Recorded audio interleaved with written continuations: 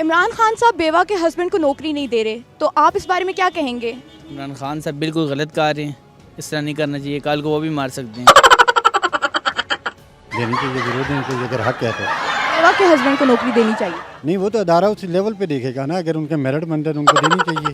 बेवा के हस्बैंड को देनी चाहिए। देनी चाहिए। जी जी। आप कहना ये चाह रहे हैं कि बेवा के खावंद अगर मेरिट पे पूरे उतर हैं तो उनको नौकरी देनी चाहिए। नहीं, अगर वो जिस जॉब पे उसने अप्लाई किया है या अदारा या कोई गवर्नमेंट उसको ज़रूरत है तो वो क्वालिफाई करता है तो उसको देना चाहिए।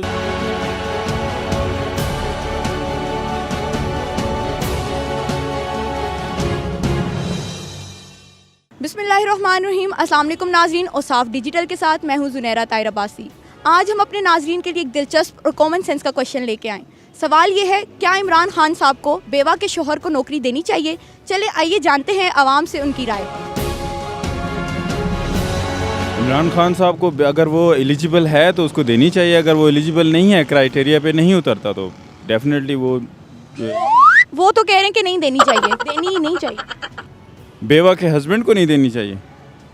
क्यों, पाकिस्तान में नहीं रहता क्या?